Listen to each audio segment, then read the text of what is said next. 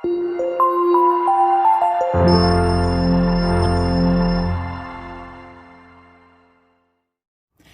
വീഡിയോയിലേക്ക് എല്ലാവർക്കും സ്വാഗതം. ഇന്ന് നമ്മൾ പഠിക്കാൻ പോകുന്ന പോർഷൻ ബാർ ഗ്രാഫിനെ കുറിച്ചാണ്. അപ്പോൾ ആദ്യമായിട്ട് എൻ്റെ വീഡിയോസ് കാണുന്നവരുണ്ടെങ്കിൽ നിങ്ങൾക്ക് വീഡിയോസ് ഇഷ്ടപ്പെട്ടാൽ ചാനൽ സബ്സ്ക്രൈബ് ചെയ്യാൻ മറക്കരുത്, ലൈക്ക് ചെയ്യാനും കമൻറ്റ് ചെയ്യാനും മറക്കരുത്, നിങ്ങളുടെ ഫ്രണ്ട്സിനൊക്കെ ഷെയർ ചെയ്ത് കൊടുക്കണം കേട്ടോ. അപ്പോൾ ബാർ ഗ്രാഫ് എന്താണെന്ന് നമുക്ക് നോക്കാം. നമുക്ക് പേര് കേൾക്കുമ്പോൾ തന്നെ അറിയാം ഇത് നമ്മൾ ബാർ യൂസ് ചെയ്തിട്ടാണ് റെപ്രസെൻറ്റ് ചെയ്യുന്നതെന്നുള്ളത് നമുക്ക് പേര് കേൾക്കുമ്പോൾ തന്നെ അറിയാം അല്ലേ. അപ്പോൾ ബാർ എന്ന് വെച്ചാൽ എന്താണ്, നമ്മൾ ഇതിനെയാണ് ബാർ എന്ന് വിളിക്കുന്നത്. അപ്പോൾ ഈ ഓരോ ബാറിൻ്റെയും വിഡ്ത്ത് ഈക്വൽ ആയിരിക്കും. മനസ്സിലായല്ലോ, നമ്മൾ വരയ്ക്കുന്ന നമുക്ക് തന്നിരിക്കുന്ന ഡേറ്റയെ നമ്മൾ ബാർ ഉപയോഗിച്ചിട്ടാണ് റെപ്രസെൻറ്റ് ചെയ്യുന്നത്. അപ്പോൾ ഈ ബാറിൻ്റെ വിഡ്ത്ത് ഈക്വൽ ആയിരിക്കും. ഇത് നമുക്ക് വെർട്ടിക്കലിയും ഹൊറിസോണ്ടലിയും വരയ്ക്കാൻ സാധിക്കും. അപ്പോൾ അത് ഗ്രാഫ് കാണിക്കുമ്പോൾ നിങ്ങൾക്ക് ഒന്നുകൂടെ മനസ്സിലാകും. ജസ്റ്റ് ബാർ എന്താണെന്ന് മാത്രം ഞാനിപ്പോൾ പറയുവാണ് കേട്ടോ. അപ്പോൾ ഞാനിപ്പോൾ വരച്ചിരിക്കുന്നത് വെർട്ടിക്കലിയാണ്. ഹൊറിസോണ്ടലി വരയ്ക്കുമ്പം ഈ ബാർ ഇങ്ങനെ വരും. നമ്മൾ വരയ്ക്കുന്ന ഈ ബാറുകൾ തമ്മിലുള്ള ഡിസ്റ്റൻസും എന്തായിരിക്കണം, ഈക്വൽ ആയിരിക്കണം. അപ്പോൾ ഈ ഓരോ ബാറിനും നമ്മൾ വരയ്ക്കുന്നുണ്ടെങ്കിൽ ഡിഫറെൻറ്റ് ലെങ്ത് ആയിരിക്കും വരുന്നത്. നമുക്ക് തന്നിരിക്കുന്ന നമ്പർ അനുസരിച്ച് ഡിഫറെൻറ്റ് ലെങ്ത് ആയിരിക്കും വരുന്നത്.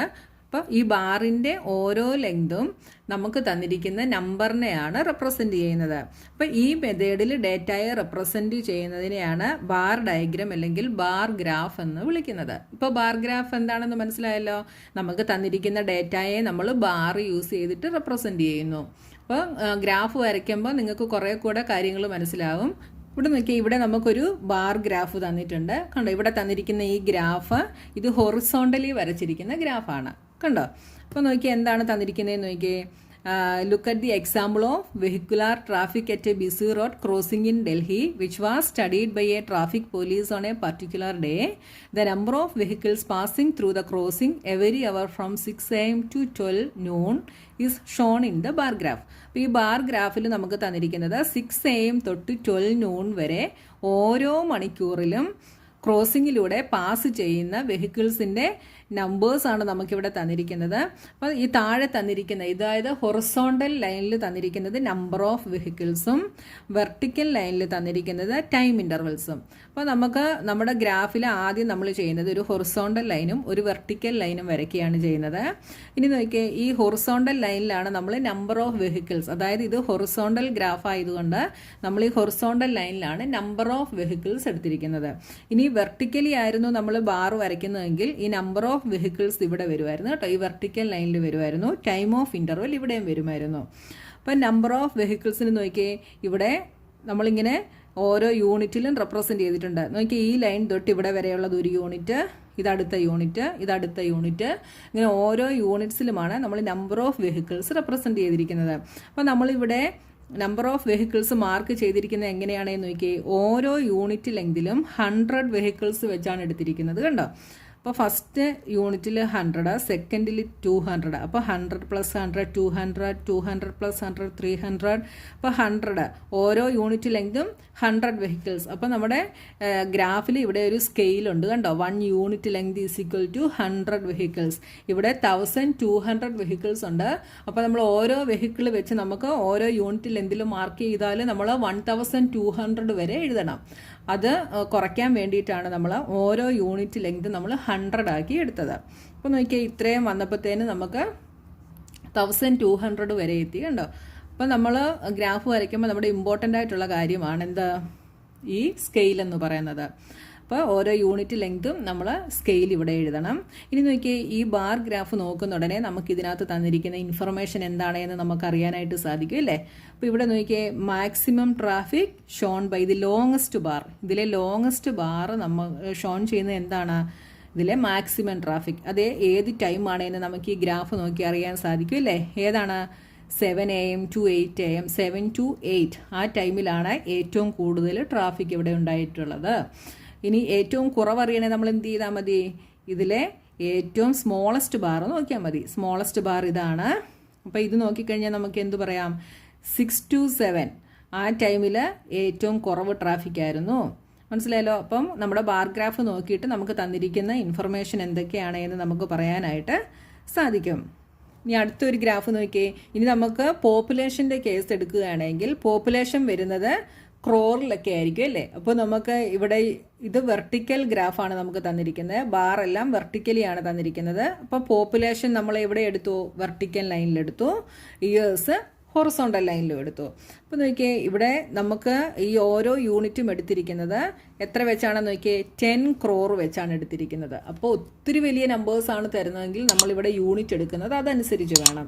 അപ്പോൾ ഇവിടെ 10 crore ആണ് ഒരു യൂണിറ്റ് എടുത്തിരിക്കുന്നത്. ഓരോ യൂണിറ്റും കണ്ടോ, ഇത് 10 crore, 20 crore, 30 crore, 40 crore, അങ്ങനെ ഓരോ യൂണിറ്റും ക്രോർ ആയിട്ടാണ് എടുത്തിരിക്കുന്നത്.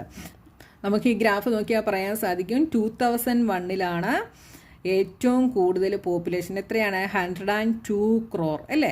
അപ്പോൾ ഈ ഗ്രാഫ് നോക്കിയിട്ട് ഓരോ ഇയറിലെയും പോപ്പുലേഷൻ നമുക്ക് പറയാനായിട്ട് സാധിക്കും.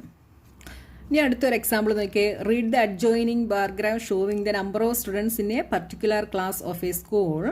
Answer the following question. അപ്പോൾ നമ്പർ ഓഫ് സ്റ്റുഡൻസ് നമുക്ക് വെർട്ടിക്കൽ ലൈനിലാണ് തന്നിരിക്കുന്നത്, ഇയേഴ്സ് ഹൊറിസോണ്ടൽ ലൈനിലാണ് തന്നിരിക്കുന്നത്. What is the scale of this graph? ഈ ഗ്രാഫിൻ്റെ സ്കെയിൽ എത്രയാണ്? സ്കെയിൽ എന്ന് പറയുന്നത് ഇതാണ്.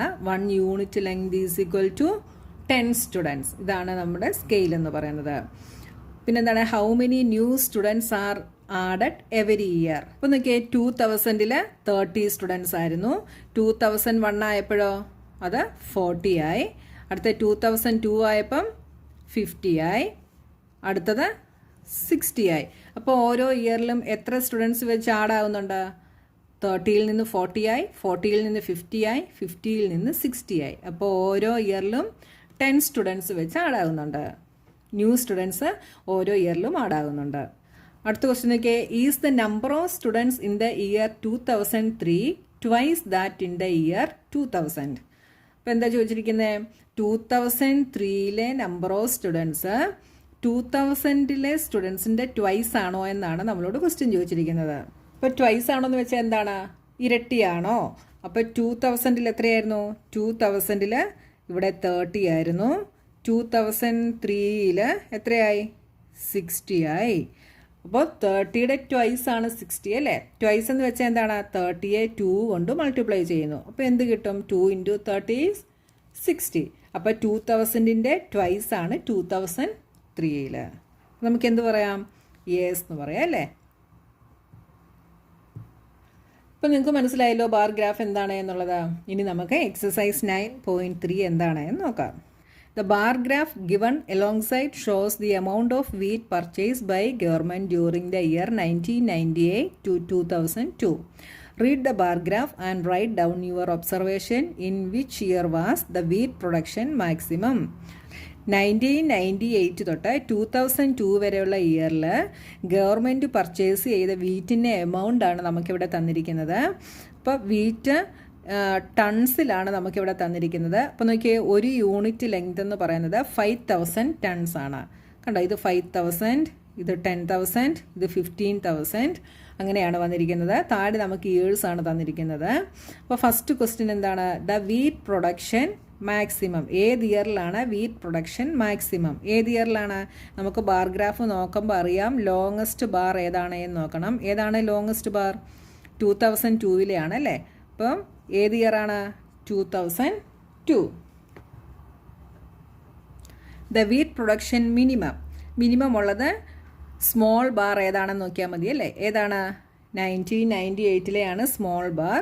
അപ്പോൾ അതായിരിക്കും മിനിമം വീറ്റ് പ്രൊഡക്ഷൻ ഉള്ളത് 1998.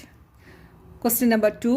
Observe this bar graph which is showing the scale of shirts in a ready-made shop from Monday to Saturday. ഇപ്പോൾ ഒരു ഷോപ്പിൽ മൺഡേ ടു സാറ്റർഡേയിലുള്ള ഷർട്ടിൻ്റെ സെയിലിൻ്റെ ഗ്രാഫാണ് നമുക്കിവിടെ തന്നിരിക്കുന്നത്.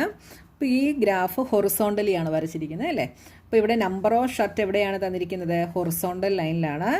ഡേയ്സ് വെർട്ടിക്കൽ ലൈനിലുമാണ്. അപ്പോൾ 1 യൂണിറ്റ് ലെങ്ത് എത്രയായിട്ടാണ് തന്നിരിക്കുന്നത് നോക്കി. ഇവിടെ നമുക്ക് യൂണിറ്റ് നോക്കുമ്പോൾ അറിയാം 5, 10, 15 ആണ് അല്ലേ. അപ്പോൾ 1 യൂണിറ്റ് ലെങ്ത് എന്ന് പറയുന്നത് 5 ഷർട്ട്സ് ആയിരിക്കും. സ്കെയിൽ നോക്കിയാൽ നമുക്ക് മനസ്സിലാക്കാം അല്ലേ. ഇനി നമുക്ക് തന്നിരിക്കുന്ന ക്വസ്റ്റ്യൻസ് എന്തൊക്കെയാണെന്ന് നോക്കിയേ. What information does the above bar graph give? ഈ ബാർ ഗ്രാഫ് എന്ത് ഇൻഫർമേഷൻ ആണ് തരുന്നതെന്ന് നമ്മൾ പറയണം. എന്താണ് തരുന്നത്? ഈ ബാർ ഗ്രാഫിൽ എന്താണ് പറഞ്ഞിരിക്കുന്നത്?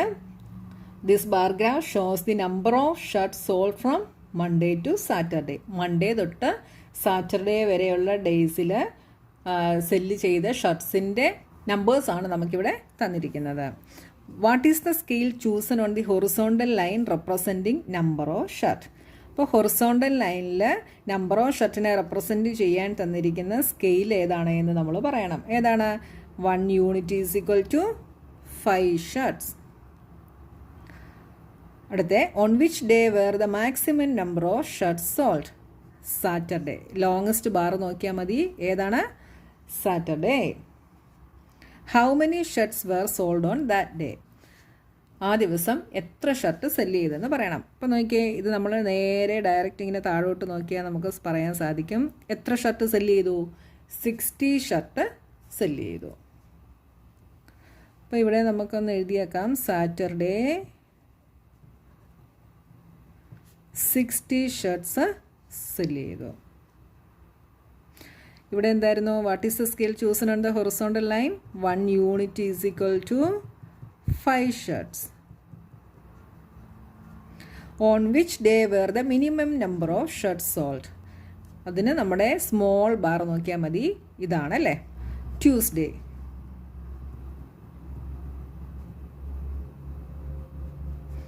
How many shirts were sold on Thursday? തേഴ്സ്ഡേയിൽ എത്ര ഷർട്ട് സെല്ല് ചെയ്തു? നമ്മൾ എന്ത് ചെയ്യണം? ഇവിടുന്ന് താഴോട്ട് ലൈൻ വരച്ചിട്ട് നോക്കണം. എത്രയാണ്? 35 ഷർട്ട്സ്.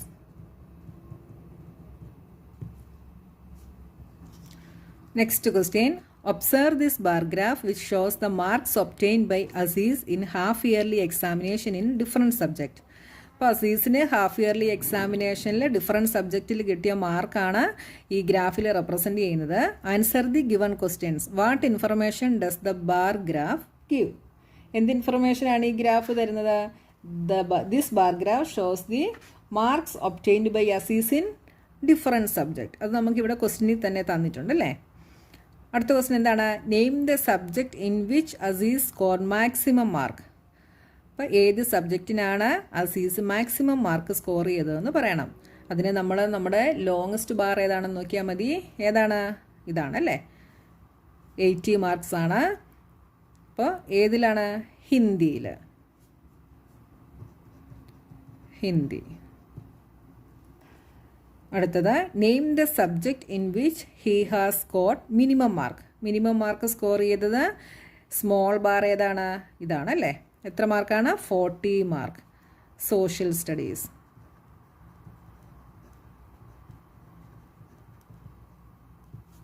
അടുത്ത question. State the name of the subjects and marks obtained in each of them. അപ്പോൾ ഓരോ സബ്ജക്റ്റിൻ്റെ നെയിമും അതിന് കിട്ടിയ മാർക്കും നമ്മൾ പറയണം. അപ്പോൾ 4th വണ്ണിൻ്റെ ആൻസർ ഞാൻ ഇങ്ങോട്ട് എഴുതുവാണേ. D, Hindi. First subject Hindi. ഹിന്ദിക്ക് എത്ര മാർക്ക് കിട്ടി? 80 മാർക്ക്. അടുത്തത് ഇംഗ്ലീഷ്.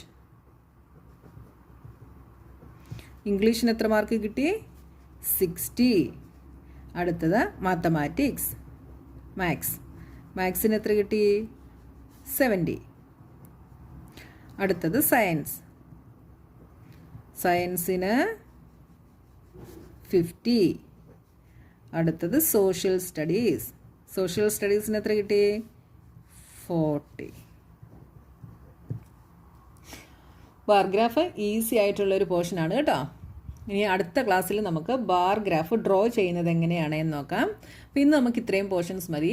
അടുത്ത പോർഷനുമായി നമുക്ക് നെക്സ്റ്റ് വീഡിയോയിൽ കാണാം.